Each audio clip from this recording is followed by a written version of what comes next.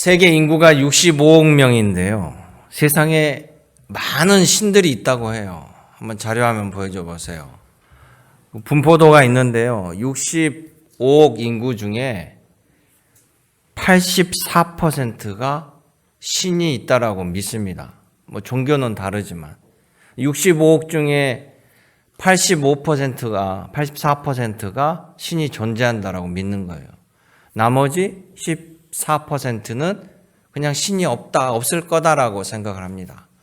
그러면 84%가 신이 있다라고 존재하니까 그만큼 신의 영향력이 큰 거죠. 진짜로 존재하는지는 모르겠어요. 그런데 84%의 다양한 신들을 믿어요. 근데 진짜로 존재하시는 분은 세상을 창조하신 유일하신 하나님 뿐입니다. 하나님은 우리들에게 예언의 말씀을 주시고 그 말씀대로 우리가 이루어지는 것을 보고 체험하는 거예요. 아무것도 없고 nothing이면 예언을 할 수도 없고 그 예언이 이루어질 수도 없고 사람들의 상상력으로 생각해 고안해낸 신이라고 한다면 그게 현실로 이루어질 수 없잖아요. 그냥 꿈이에요. 그런데 놀라운 것은 기독교 하나님의 말씀이 성경에 기록된 말씀들은 다 이루어진다라는 거예요. 그래서 성경은 살아계신 하나님의 기록이고 하나님이 하신 일들의 기록이고 앞으로 하나님이 하실 또한 일들의 기록입니다.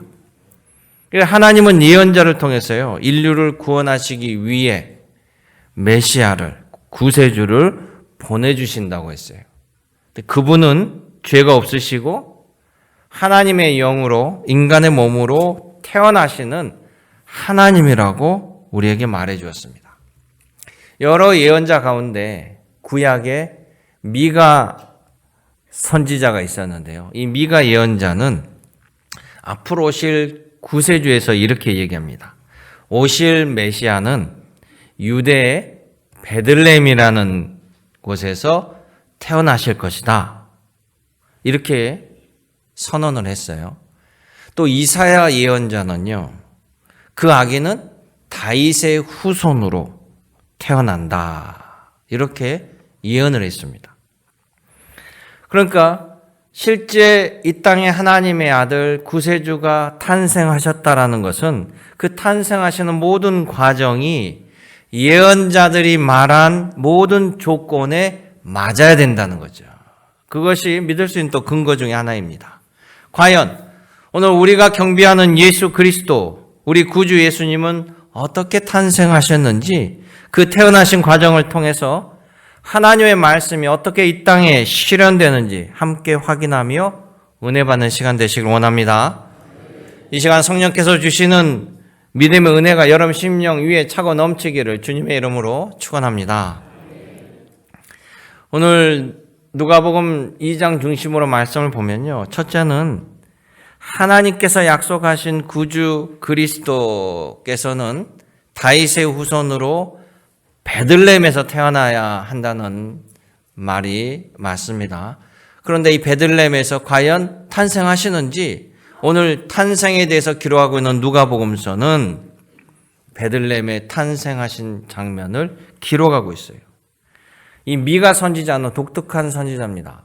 미가 선지자는 이스라엘이 남북으로 갈린 다음에 북이스라엘, 남유다 가운데 북이스라엘이 멸망하기 얼마 되지, 그러니까 멸망을 앞두고 있는, 멸망할지는 그 당시에 사람들은 모르지만 아직 멸망하지 않았지만 멸망한 그 즈음에 살고 있었어요.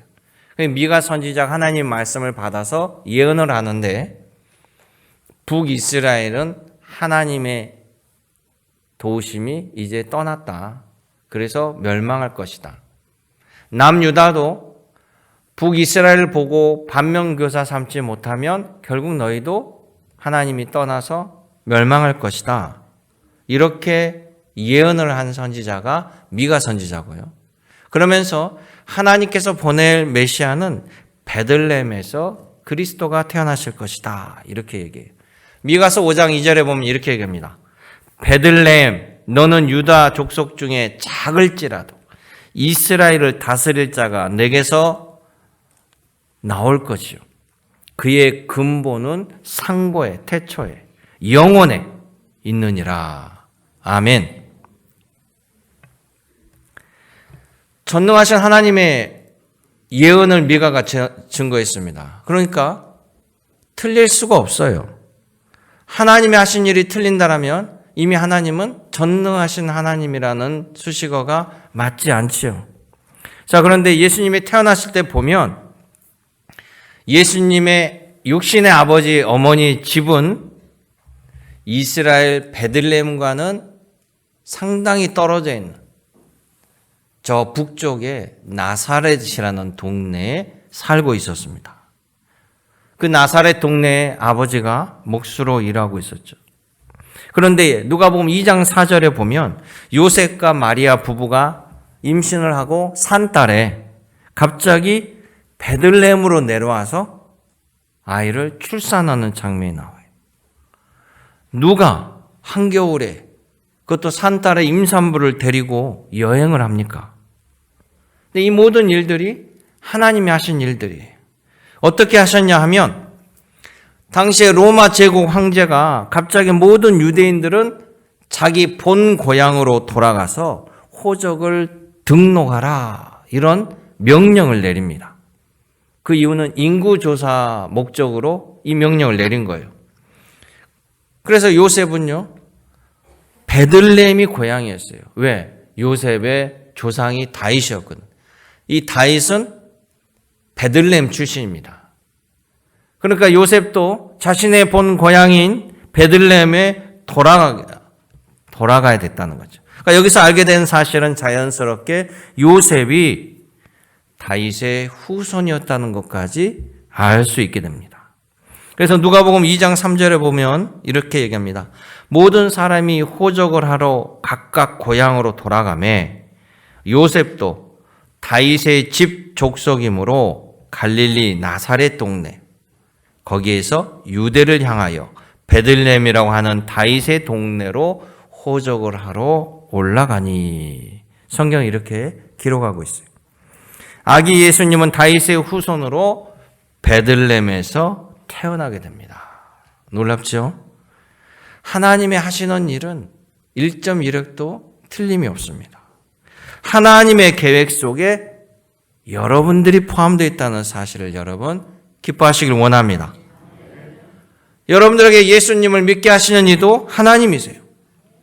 전도를 통해서 부모를 통해서 모태신앙인 것 같지만 여러분을 믿게 작정하신 것은 하나님의 계획 속에 여러분이 포함되어 있다는 사실이에요.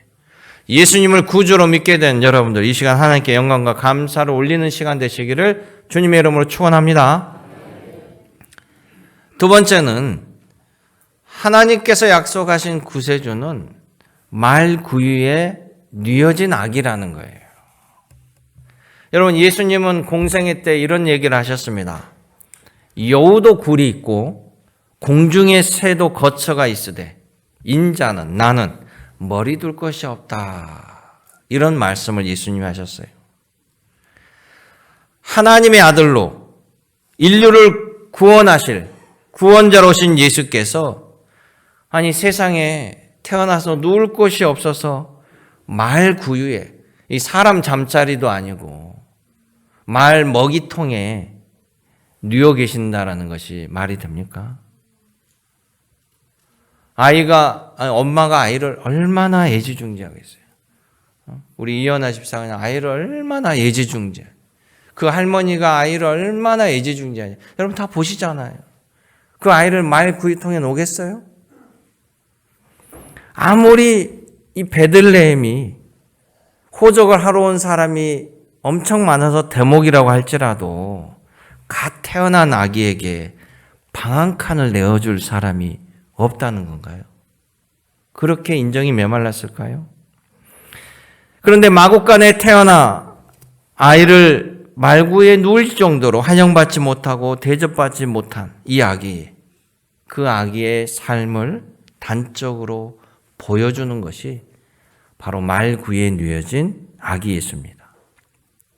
이 아기는 동족들에게 배반받고 하나님의 제사장에게 배척받고 제자들에게 배반당하고 채찍과 고난을 당하실 고난받을 메시아상을 보여주시고 계신다는 사실이에요.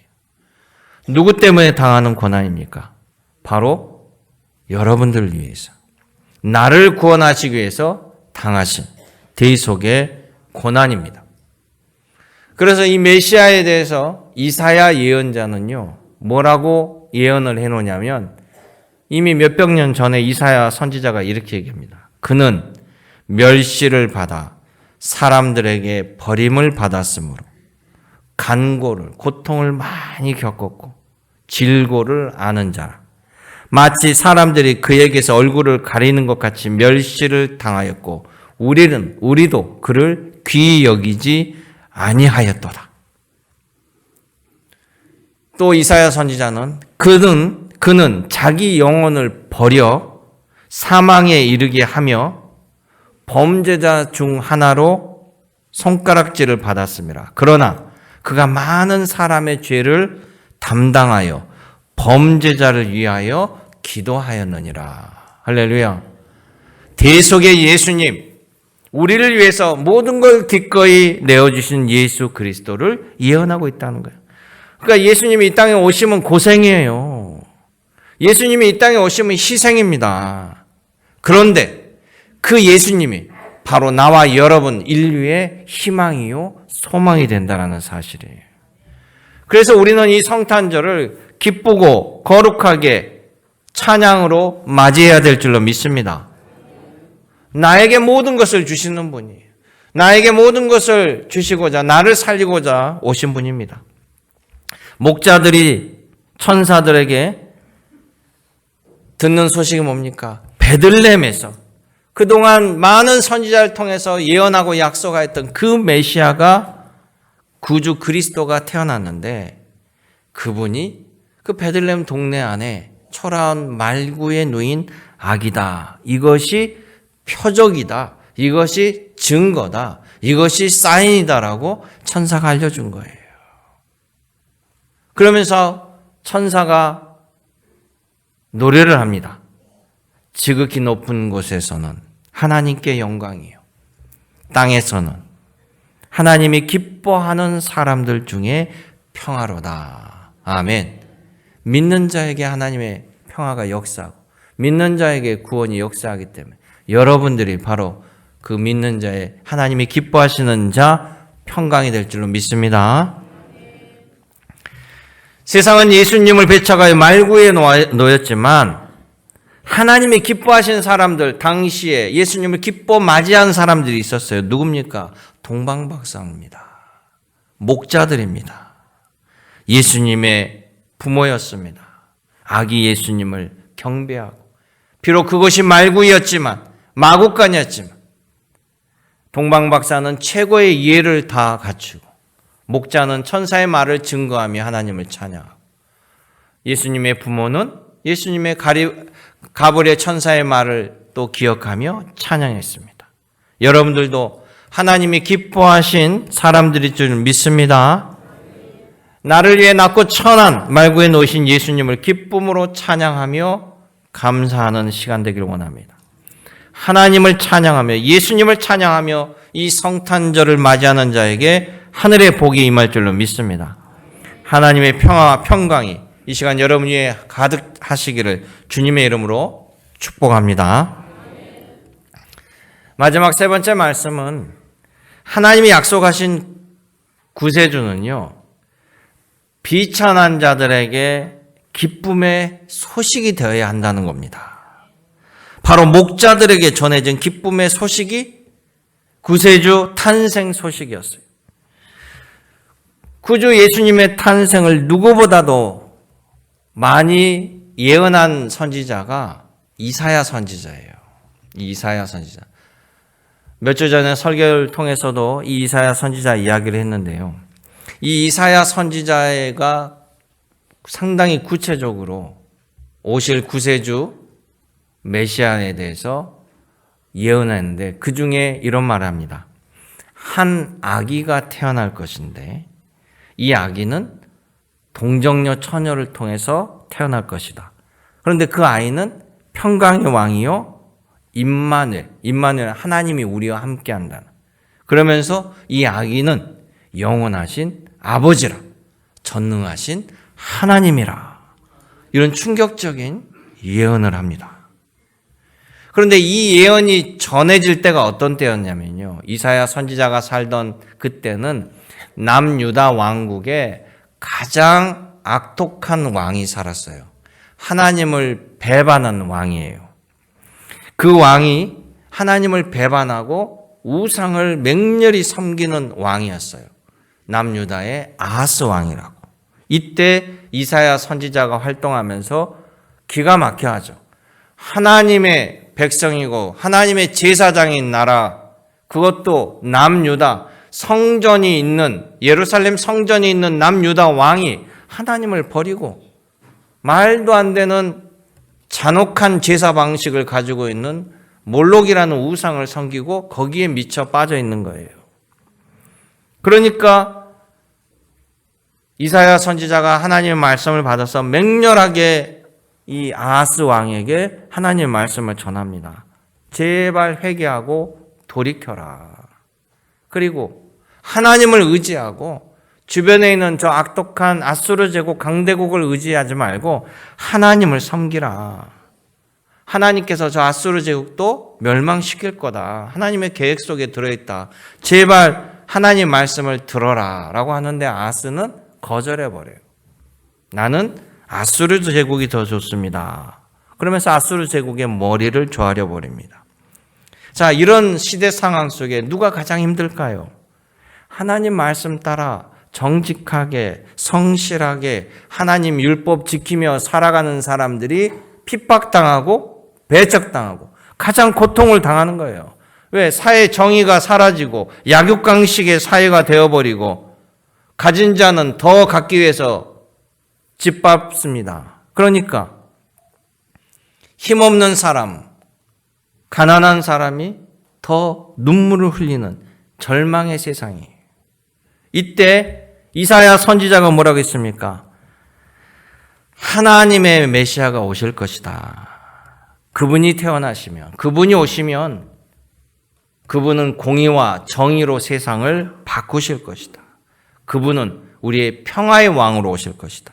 그분이 오시면 눈먼 자가 눈을 뜨고 포로된 자가 해방되고 억눌린 자가 소외된 자가 미천한 자가 높임을 받게 될 것이다. 할렐루야. 이게 이사야 선지자의 예언이었어요. 그러니까 메시아가 이 땅에 오실 때 가장 기뻐하고 희망이 되는 건 누굽니까? 억눌리고 비천하다고 소외받는 사람들에게 가장 기쁨의 소식이 되는 거예요. 권력을 휘두르거나 죄를 지은 범인이나 이런 사람들은 안 오시는 게 좋죠. 그러니까 예수님이 오시는 소식이 누구에게 전해져야 맞겠습니까? 당대에 가장 천대받는 사람들, 가장 무시받는 사람들, 그들에게 희망의 소문이 되어야 될 줄로 생각합니다. 그러죠? 자, 예수님이 오실 때 천사가 누구에게 가서 말씀을 전했습니까? 권력과 재물로 떵떵거리는 사람들, 예수님 필요 없어요. 그들은 죽지 않을 것처럼 돈과 권력으로 모든 것을 할 수 있는 것처럼 지금 이대로 영원히 살기를 원합니다. 뭐가 부럽겠어요? 그들이 왜 예수님이 부럽겠어요? 주님은 늘 소외된 자, 작은 자, 그들에게 관심을 가졌어요. 지난 주일처럼, 어제 주일처럼 가장 소심했던 기드온을 발탁하여서 위대한 사사로 만들어 주셨어요. 가장 작은 지파 베냐민 지파에 속한 사울을 이스라엘 초대의 왕으로 세운 거예요. 하나님은 작은 자를 들어 위대하게 하나님 역사를 이루신다라고요. 예수님도 뭐라고 그랬습니까? 제자들에게 천국에서 큰 자가 되려면 이 땅에서 작은 자가 되라라고 말씀하셨습니다. 대로가 아닌 좁은 길로 가라고 우리에게 하셨습니다. 그렇다면 구주 예수님이 태어나실 때 누구에게 가장 먼저 소식이 전해져 맞을까요? 가장 천대받은 사람, 가장 갈급한 심령을 가진 자들에게 예수님의 소식이 전해져야 맞지 않을까요? 미가 선지자도 유대 땅 가장 작은 골 베들레헴아, 그곳에서 구주가 나실 것이다 라고 했습니다. 자, 예수 그리스도의 오심은 바로 그의 목동들이 남이 다 자고 있는 그 시간, 아직도 집에 들어가지 못하고 그 당시에 천대받던 이 목자들에게 하늘의 천사가 소식을 전해줍니다. 너희를 위한 구주가 나셨으니 그가 바로 베들레헴 말구의 누인 아기니라. 할렐루야. 이 소식을 들은 목자들은 얼마나 감격했어요. 우리가 뭐라고? 이 산중턱에 양을 치고 있는 우리에게 직접 천사가 찾아오셔서 전해주는, 바로 그 순간 그들은 전율하고 감동했을 거예요. 그리고 그 길로 달려가서 그 표적을 보게 됩니다. 아기 예수님을 찾고 아기 예수님을 찾은 다음 그 부모에게 천사가 전해준 말을 전하죠. 그러면 성경에 의하면 이 목자들은 아기 예수님을 만나고 자신이 보고 들은 모든 것으로 인하여 하나님께 영광을 돌리고 하나님께 찬송을 돌리며 집으로 돌아갔다라고 성경 기록하고 있습니다.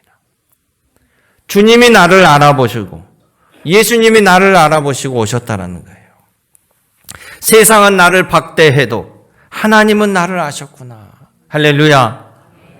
이렇게 찬송하며 감격했다라고 누가복음 2장 20절에는 기록하고 있습니다. 날 위해 오신 예수님을 환영합니다. 인류의 희망, 소망, 거룩한 말이 아닌 나를 위해 오신 예수님, 나에게 희망과 소망이 되신 예수님을 찬양하길 원합니다. 날 잊지 않고 날 구원하기 위해서 이 땅에 오신 예수님을 기쁨으로 영접하시길 원합니다. 메리 크리스마스. 기도하겠습니다. 은혜롭고 자비로우신 아버지 하나님, 오늘은 복된 성탄이요 기쁜 성탄인 줄로 믿습니다. 날 위해 오신 예수님을 기쁨으로 찬양하길 원합니다. 주님 말씀 따라 살길 원합니다. 오늘 이 자리에 나온 경배드리는 모든 믿음의 권속들의 마음을 흠양하여 주옵소서. 우리 구주 예수님의 이름으로 기도드립니다. 아멘.